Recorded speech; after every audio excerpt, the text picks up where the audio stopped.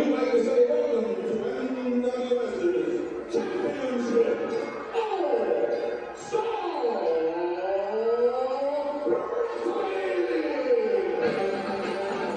Welcome back to Guardian of Chaos, the YouTube channel, here on Chaos Corner. It's me, it's the GOC, bringing you another independent pro wrestling film. Fans, sit back and enjoy. Drop an elbow on that like button. This is going to be an extravaganza, a bonanza. I will do this in segments. I will do the voiceovers. We don't want any copyrights. Shout out to the OTS Tribal Queen and my brother from another mother, Austin Nance. Now, fans, no one works harder for you than I do. One man, unique, unedited, unscripted, raw dog for you, the fans. Grab a snack, grab a beverage. This is an excellent flick. Independent pro wrestling, the backbone of this fucking industry, of this business.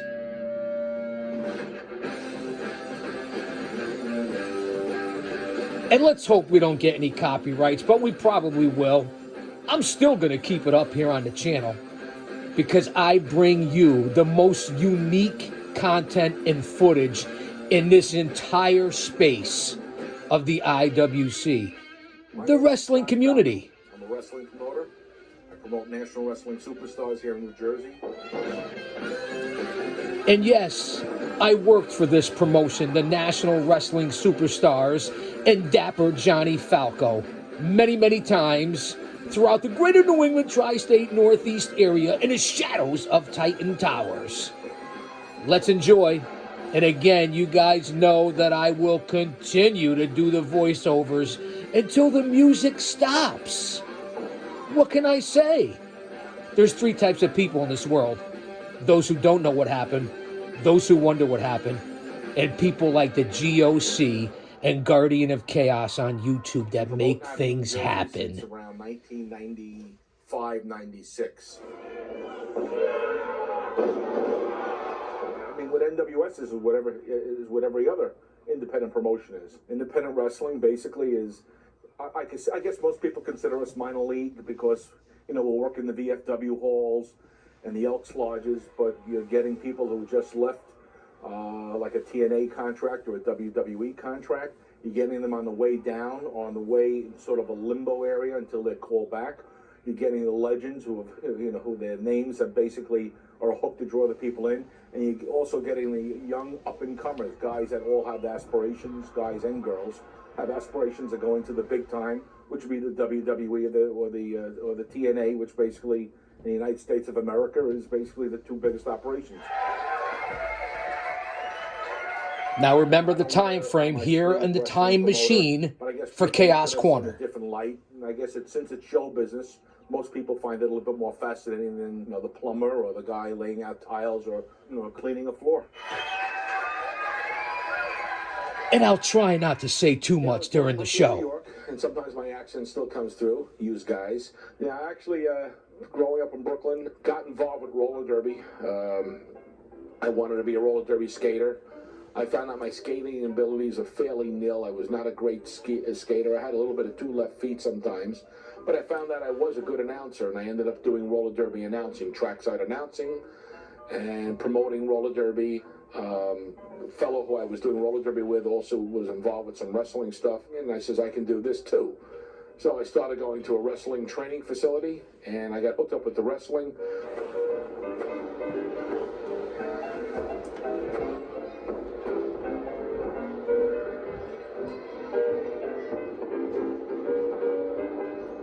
I also found out that my wrestling abilities, which are, they weren't bit up to snuff, but, they were there. When you're young, you can't be beat. When you're young, you're the greatest thing since the invention of the wheel of sliced bread. So people can't tell you that you don't have it. But I ended up doing more, going back to announcing, back and forth, gaining weight, losing weight for the wrestling or the announcing. And now, ladies and gentlemen, your host, J.P. Bennett. Hello again, everybody. J.P. Bennett bringing you another week of Wrestling Riot shows. So Sorry for the interruption there, fans. Without any further ado, let's go into our ring announcer. And right now, since around 1996 and further on, it's basically wrestling full time. You know, it took a lot of business sense and what I've learned through the business from other people and taking the good and eliminating the bad, but learning along the way, and built the National Wrestling Superstars of what people see today into a 40 to 60 show year promotion, which is unheard of this day and age. One of the most amazing things about this business is the personalities that you run across. From the bottom of the barrel to the top of the, you know, as they say, cream rises to the top.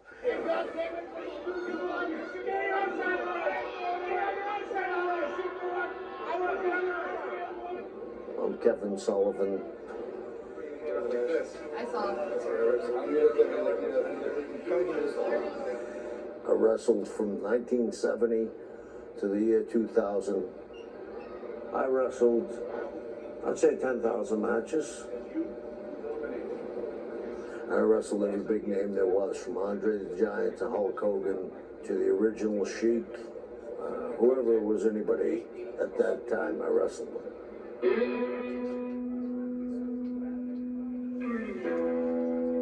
Rest in peace, Kevin.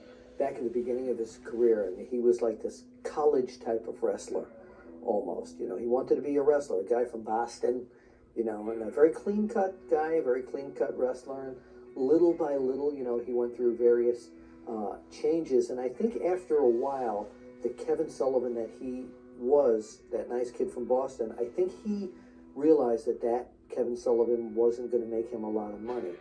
So he started to develop characterizations that started to advance his career. And little by little, he became known for hardcore, unusual gimmicks. There was one point where people were convinced that Kevin Sullivan was the devil. This wasn't like something where you say, oh, this guy just, you know, he's having fun and doing his deal there, and he's a wrestler. But this guy made you believe that he was the real deal. This guy was so natural at it. It was like, this is him. This is really him. That character, though it was dark in nature, it still had its fans. There were people who were mesmerized by that and loved it and followed it. And Kevin was very successful at it. And what's funny for anybody like me that knows Kevin on a personal level, knows that he was, you know, raised a Catholic kid that was an altar boy in Boston, which is a complete 180 from that character. He came full circle because he was very successful, and beside being a wrestler, he learned how to do everything in the wrestling business, from promoting to, I mean, doing everything. So he has made a full circle in this business. Okay, when Wasted Youth comes in at the 3-minute mark, it's not on here. Wasted Youth, JD Scooty, at the 3 minutes, basically, then you take Janela out. Janela's out, any way you want to put him out.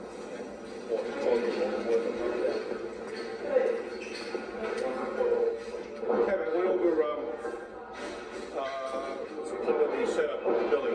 You'll be working Paulie, the kid equalizer. Paulie's going to go to the back and get Doring and Slick out. Okay. Come down and go to 3-1 beat down on you.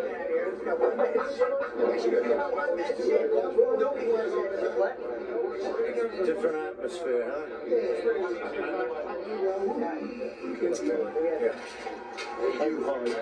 Here we go, boys. Here we go, man.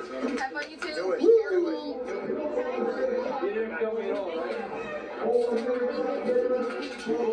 I also worked with this grappler, the Equalizer.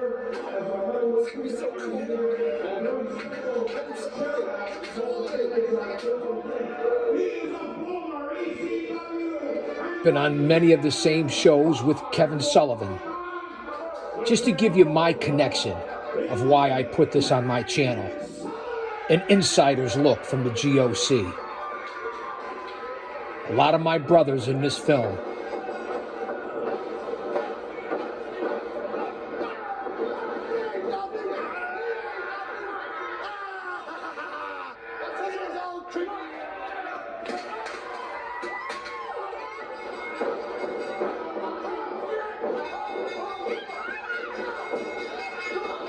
including that man right there in the white t-shirt, Slick Wagner Brown, another grappler under my tutelage, who owns Test of Strength Wrestling School right here in the Constitution State.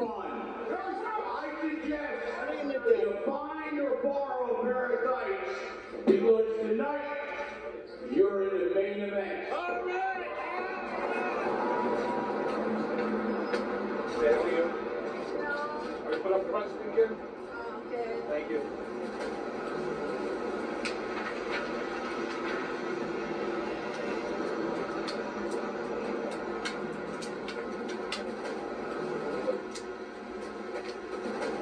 So there's a myth and a madness to everything. Just don't put it up without walking away. You push the air out because it's got to stay up for 4 or 5 weeks. I don't want to give this away to my competitors, but you got to push the air out. So there's a couple of weeks of staying power. You dumb motherfuckers.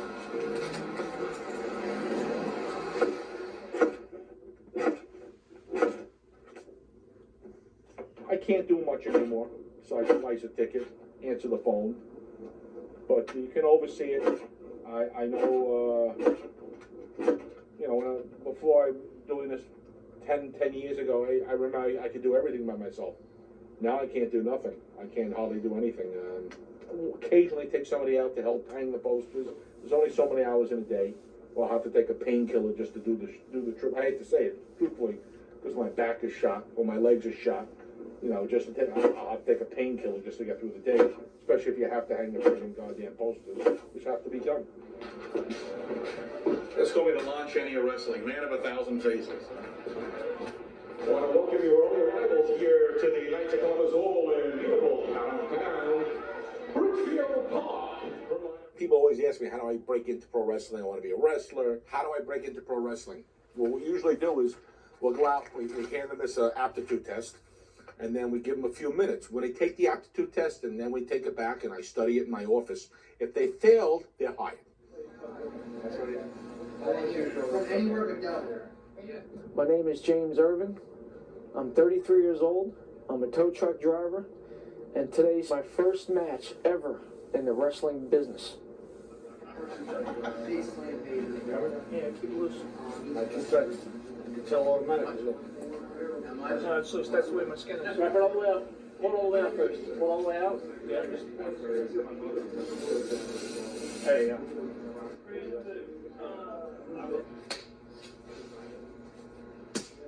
1989, I served in the military in the United States Army. I went to serve 3 years in the Army, and I served in Desert Storm in 1991 for 9 months. So I figured wrestling was one of my dreams, so I came up with Sergeant. Sergeant was my rank when I got out of the Army, so one thing led to another. Sergeant, Storm, put 2 and 2 together. So now, Sergeant Jimmy Storm is born. Tonight.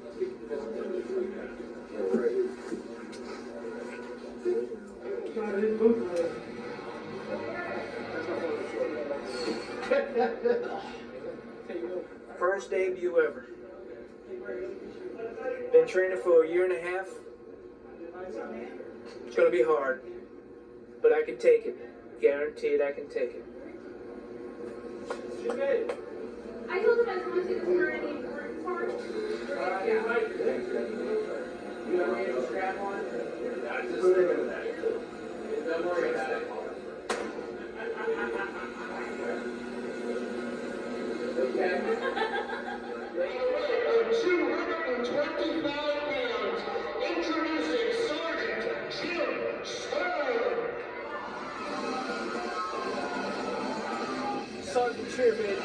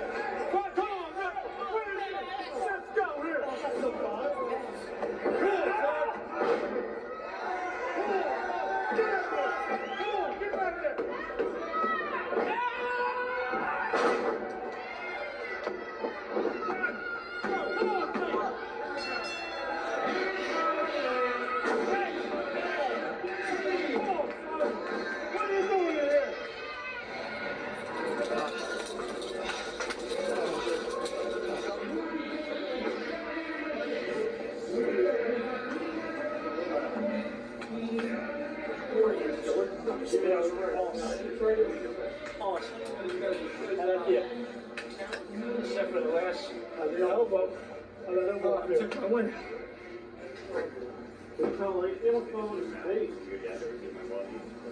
How'd it go? Good? Good job.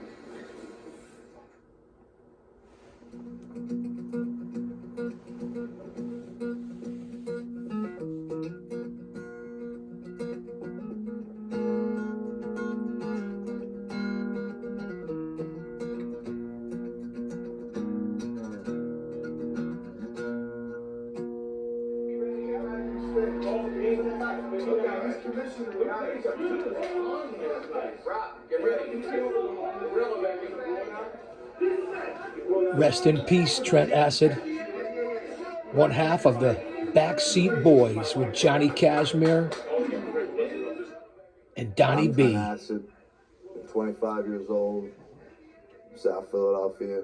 I'm wrestling since I was 14 years old. I'm in my 11th year in the wrestling business.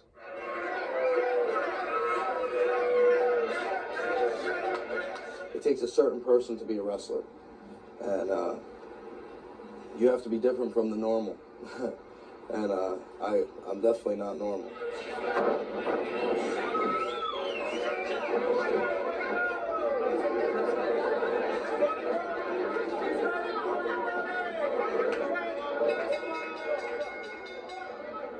I think at an early age, this is what I wanted to do. You know, wrestling is what I wanted to do. I was 14 when I had my first match, with no real schooling, you know, just going to a gym and learning off other wrestlers. By the time I came into my own, they were just like, where did this kid come from? You know, he's only 18, but he knows all this stuff. I was mature by being forced to be mature by so young. And I started getting work in more places. All these things just started happening out of nowhere. It was like a snowball, man. Everything just started getting better and better. But I've been in 9 different countries. I've been everywhere from Japan 13 times down to Mexico. It's all over. And you reach a point to where you basically become, you know, one of the top guys in the independents. And that's basically where I'm at now. And I've accomplished everything I wanted to accomplish on this level. It's been a long, hard road. I'm wrestling over 11 and a half years.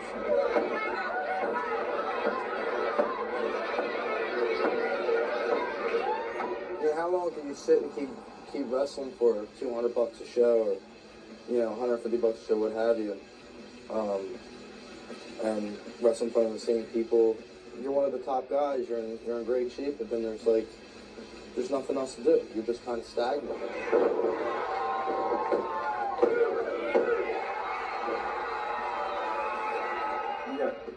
Yeah. We're bringing in Steiner. I got Steiner and Kidman booked, but I need a decent opponent for Kidman. You know, somebody good.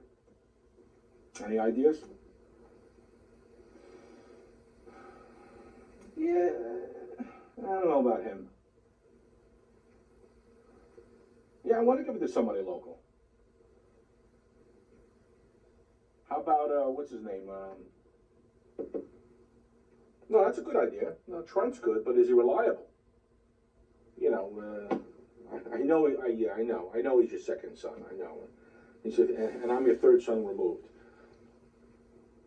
I know. I tell you what, I'll give him a call, see if he wants to do it. I just, you know, let's just hope we get the good Trent instead of the evil Trent. Otherwise, you know. But I'm sure if he's working Kidman, I'm sure it'll be the good Trent. Yeah, no, you know, obviously, yeah. No, the girls love him. All right, good enough. I'll give him a call.